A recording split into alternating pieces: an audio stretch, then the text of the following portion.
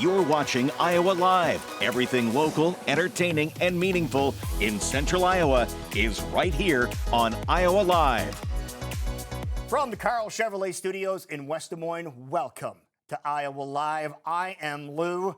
On January 20th, now back on this day, 44 years ago, at Veterans Memorial Auditorium, Ozzy Osbourne stopped on his Diary for a Madman tour, and the infamous bat incident occurred.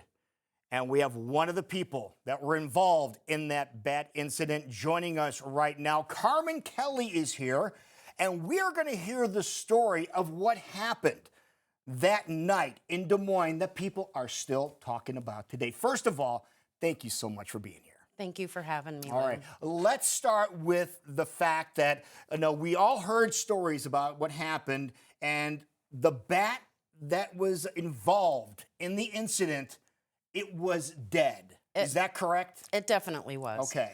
Imagine if you took a live bat to a concert and you tried to throw it on stage, it would fly up into the rafters, wouldn't it? Absolutely. Now, tell everybody what happened 44 years ago today. It was you and a friend of yours came up with this idea. How did you get this idea? Well, we'd heard that Ozzy at his previous concerts had bit the head off doves and pulled other antics. So I thought, well, if we took the bat to the concert, maybe he would do that. Let's see what happens. Okay, and this is a bat that was already dead that you had. Now, your friend, Mark Neal? Mark Neal got the bat from his little brother. Yep. Okay. Gary. And what happened with the bat? Well, you got it, it was no longer alive. What did you do with it? No. Okay, so we had taken it home. It was in one of the red shopper bags. I don't know if you remember the shopper. Oh my we gosh, would get them yes. on our doorsteps on Wednesday. Okay. So Mark put it in his pocket, and we took it to my mom and dad's house. And I cleaned out a Miracle Whip jar. Yeah. And we put it in the freezer. Okay. And then when my mom got home, she said we couldn't keep it there. So we set it outside, and it was cold. Yeah. It was very cold. Okay. Yes, yes. And so you got it into the concert, right? Yes, the night of the concert. At that time, it was general admission, not assigned seating. So we got to just walk around. And we got about halfway to the stage where we stopped, and we're trying to devise a plan. And for a second there, Mark hesitated. He was like, I'm not sure about this. Yeah. I don't know if I can do it. And I got like a sinking feeling because I'd already told people it was going to happen. Right. And I thought, there's no way I'm going to be able to get through this crowd and possibly get it on the stage. And plus, I don't want to touch a bat. So with some encouragement, he agreed to do it. And then I said, could you, wait a little bit so that I could go up to the area where our friends would sit during the concerts there, and waited for it to happen. And so it happened, and he got up toward the front, and he launched the bat on stage. So what happened when it landed on stage? First of all, it's dead. I want to make sure we clarify that. Ozzy saw it, or one of his bandmates saw it?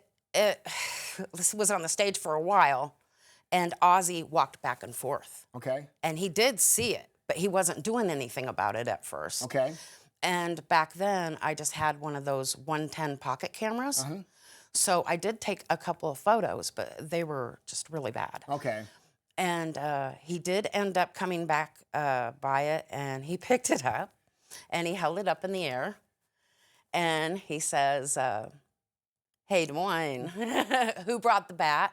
Who brought the blinking bat? Ozzy liked to cuss a little. So, yeah.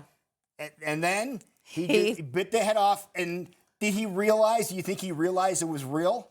Well, there's speculation that maybe he was, wasted because he partied back then. Okay. So He has said that he wasn't sure if the bat was dead, but I yeah, assure you it was. It was dead, and long story short, he ended up having to go to Broadlawns and get shots, rabies shots, and I believe we have, we heard that his daughter, the doctor's daughter, Jeffrey Gores, is what we heard reports of, was the doctor that administered shots. He had to get shots for almost 3 weeks. Rabies shots, and I got a tetanus shot from Broadlawns as well. But that is the real story behind what happened on this day 44 years ago today. And you're still hearing about it, It's right? amazing. It's been this many years. Oh, well, it's thank you so much for telling the story 44 years later on this January 20th. We do appreciate it. Ladies and gentlemen, not only was the person at the concert, she was part of history, rock and roll history. Thank you so much for being here. Well, we come back, we're going to visit with comedian Charlie Behrens. Yes, the man behind the Manitowoc Minute. He's in Des Moines this weekend. We'll tell you where.